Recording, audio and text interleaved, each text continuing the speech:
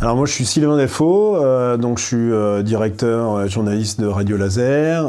J'ai créé Radio Laser dans les années 90, au début des années 90. C'est marrant, le week-end dernier j'ai retrouvé un petit truc que j'avais écrit. Je faisais un magazine, j'avais 11 ans, j'avais écrit un magazine, alors c'était à la main, il n'y avait pas d'ordi à l'époque, c'était dans les années 85, et je le vendais 3,50 francs dans la rue, et en fait je me dis ça a toujours été là en fait le journalisme. Et après, j'ai eu la chance de créer une radio, en fait, au début des années 90. Ça a été une grande chance, hein, puisque pour le coup, on a été autorisé par le CSA, donc on émet depuis 92. Et voilà, en fait, on a formé très rapidement, fin des années 90, beaucoup de jeunes qui venaient à la radio, on faisait des ateliers radio. Et à ce moment-là, c'est là qu'il y a eu l'esprit vraiment de transmettre ce truc. Moi, j'ai appris sur le terrain, j'ai pas du tout fait d'école. Je me suis dit, ouais, c'est vraiment un truc qu'il faut qu'on fasse, quoi. C'est transmettre notre passion du micro, cette capacité qu'on a de pouvoir parler, raconter des histoires, parler au public qui est local, là, pour le coup, parce qu'on parle de radio locale. Alors on a eu l'idée à Radio Laser de créer Skol Radio il y a quelques années en fait. On avait bénéficié d'un accompagnement d'un DLA en fait sur notre capacité à former parce qu'on se rendait compte qu'il y avait des besoins en formation professionnelle dans le monde de la radio et entre autres pour devenir animateur, animatrice radio. On a vu le cas d'un jeune bénévole en fait qui était venu un jour me voir en me disant bah, Sylvain, je veux faire ce métier maintenant, c'est le métier que je veux faire. Tu me conseilles de faire quoi? Et à cette époque-là, c'était, on va dire, dans les années 2005-2006, je lui avais dit, bah écoute, il faut faire une école de journalisme, il faut faire un truc. Et lui, mais non, attends, je vais être animateur, je ne veux pas être journaliste. Et il s'avère qu'il était obligé d'aller à Londres, puisque son père était anglais, donc il a réussi quand même à aller à Londres pour faire une école. Maintenant, il bosse sur la BBC. Et moi, à l'époque, je m'étais dit, mais c'est dingue qu'on puisse pas avoir ça en France et en plus en Bretagne, quoi. Et donc, au début des années 2010-2011, on a été accompagné par un DLA et on en a parlé à la région Bretagne, qui a trouvé le projet super intéressant, d'autant plus qu'on le laissait vraiment en Bretagne, et qui nous a accompagnés sur une expérimentation à partir de 2014, pour voir si ça fonctionnait sur 6 mois de formation. Et ça a bien pris, ça fonctionnait. Et donc depuis, chaque année, en fait, on forme une douzaine d'animateurs, animatrices radio.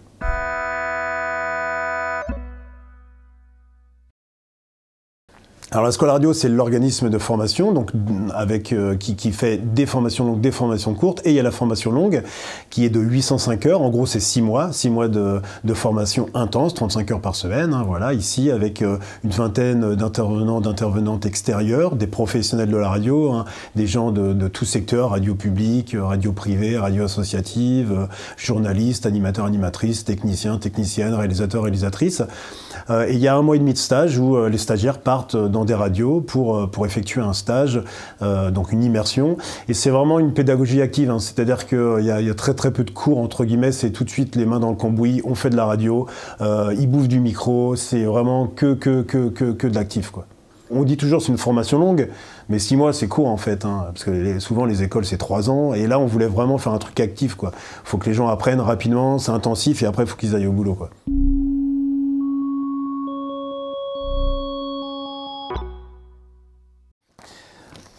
Alors sur les débouchés pour les stagiaires qui sont là depuis le début, qui ont été certifiés entre guillemets, qui ont eu le diplôme, en gros il y a sur les dernières années, il y en a pas mal qui vont à Radio France en fait, sur France Bleu, il y en a aussi qui restent en radio associative, et puis d'autres qui vont sur radio commerciale. On a quand même 19% qui finissent journalistes, donc c'est-à-dire qu'ils font ou des reportages ou des flash infos en studio, et puis globalement après ils vont sur toute la France. Là j'ai une carte par exemple, et ils vont effectivement sur toute toute la France. Là, c'est sur les 2 dernières années, mais on a le même bilan d'activité sur les autres années. Et c'est pareil, en fait, ils vont un peu partout, quoi. Au début, ils restaient un peu plus en Bretagne, sur les premières années. On a formé pour les Bretons, puis maintenant, ça va un petit peu partout, quoi.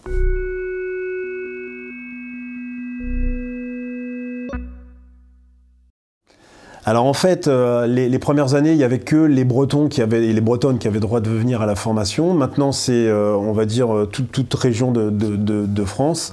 Mais non, il n'y a pas d'autres dispositifs sur la formation vraiment radio, autour des métiers de la radio, à part notre formation.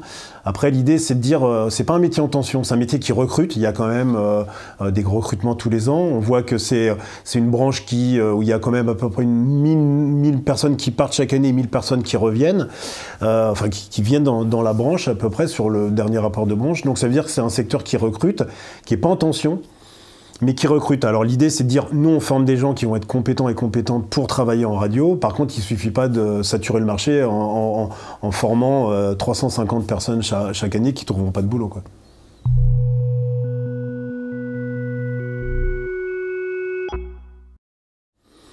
Ben en fait, le projet le projet associatif de Radio Laser, c'est entre autres de faire des émissions de radio, de former des professionnels de la radio, mais aussi d'aller dans les écoles, dans les EHPAD, enfin peu importe, dans les IME. L'objectif, c'est de faire de l'éducation média, en fait, parce qu'on se rend compte qu'il y a un vrai besoin d'éducation média. Donc nous, ça fait... on a commencé fin des années 90 à faire ça. Et puis, depuis quelques années, on a un salarié qui fait ça à temps plein, parce que l'objectif, c'est vraiment d'aller voir les jeunes, d'aller voir même les plus anciens, et de faire l'éducation. Parce qu'aujourd'hui, en fait, on est immergé... Enfin, on a de l'info partout.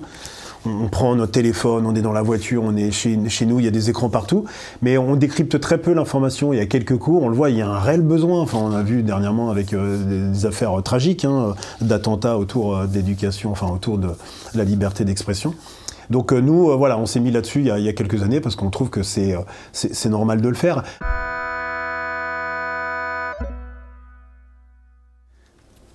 Alors l'évolution depuis 30 ans, parce que ça va faire presque 30 ans que je fais de la radio, elle est bien sûr technique, on va pas dire le contraire, avec une accélération les dernières années avec l'outil Internet, mais les réseaux sociaux, donc l'image. Après, il y a bien sûr l'essor du podcasting sur les dernières années.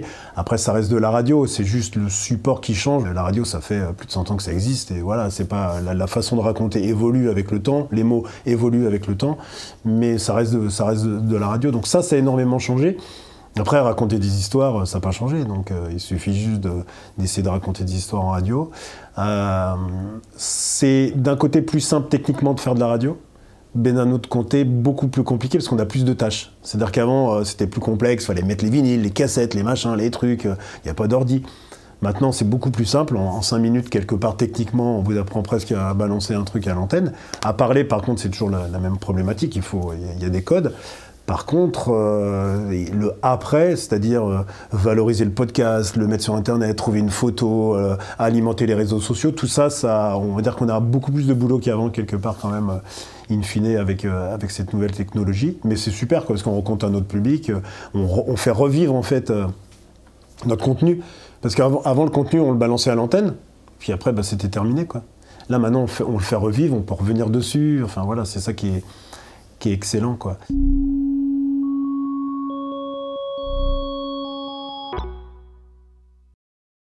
On a fait très peu de distanciel, il y a des collègues qu'on fait. Moi, j'ai accédé au studio tous les jours parce qu'il fallait qu'on envoie et on avait besoin, il fallait qu'on soit présent. Par contre, tout le monde a dit qu'on avait un rôle essentiel, quoi. Faut pas oublier que l'UNESCO dit la première chose à mettre en place quand il y a une crise, c'est une radio.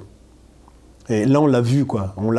Moi, je le savais, je le disais, tout le monde le disait dans le microcosme radio. Ouais, on se valorise en disant le premier truc à mettre en place, une radio, ça fait bien, mais en fait, on ne l'avait jamais vécu, nous, personnellement. On le sait que dans des conflits, quand il y a des tsunamis, des tremblements de terre, on sait que c'est une radio qui est le plus important à mettre en place, mais moi, je ne l'avais jamais vécu. Et là, on l'a vécu. Effectivement, quand les familles des EHPAD appelaient, alors qu'elles ne pouvaient pas aller voir les résidents et les résidents des EHPAD, ou les résidents et les résidentes parlaient à leur famille, tout ça on l'a senti, donc les commerçants ont eu besoin, et on continue d'ailleurs à faire pas mal de choses, puisque on n'aurait pas sorti de la crise.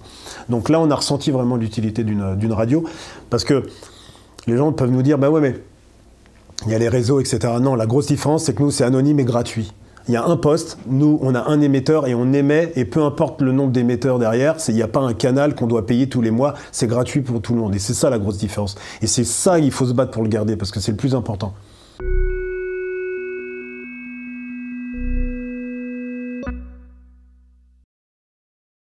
J'avais vraiment envie de faire une formation ultra concrète, ultra professionnalisante, avec des gens qui, pour de vrai, savent qu'après ça, ils vont travailler directement. Du coup, pour moi, la School Radio, c'était parfait parce que c'est une formation qui, j'ai l'impression, et pour l'instant, c'est ce que je vois, va vraiment à l'essentiel à la fin des 6 mois, je vais me sentir légitime de travailler. Et pour moi, c'est ça qui est important, c'est trouver la légitimité, en fait. Ça y est, je me sens dans l'univers, dans le réseau, j'y crois, quoi. Je crois en moi.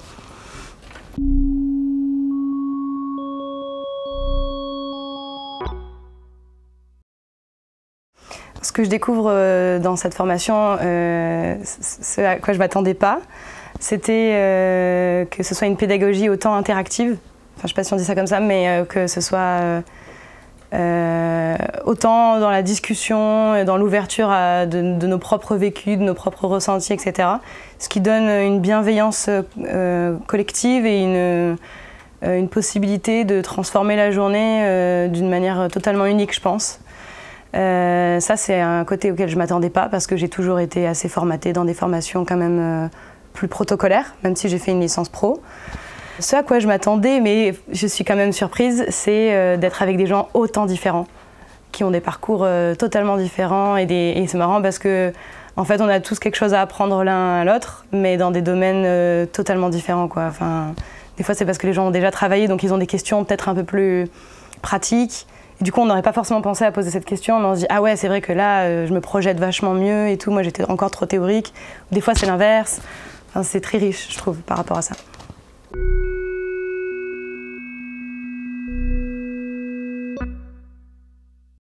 Alors, j'ai l'impression de monter en compétence dans ma connaissance de manière globale en radio. C'est vraiment ce qui est d'écriture, quoi, de l'écriture de chronique, l'écriture de speak, l'écriture de savoir parler en fait et savoir animer et prendre le micro et se sentir à l'aise là-dedans. Parce que pour moi, c'est ce que j'ai vraiment envie d'apprendre et qui m'impressionne encore beaucoup.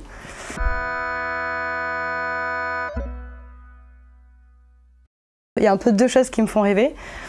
C'est soit vraiment faire du journalisme, reportage, être sur le terrain, mais aussi avoir des émissions peut-être très thématiques sur des critiques de cinéma ou de musique, etc.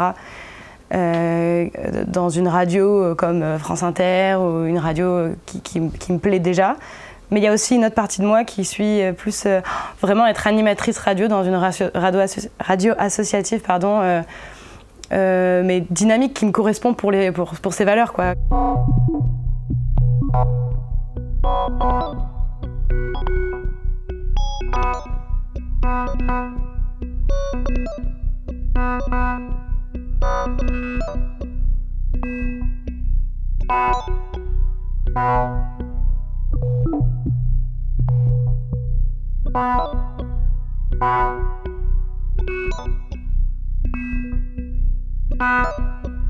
Bye.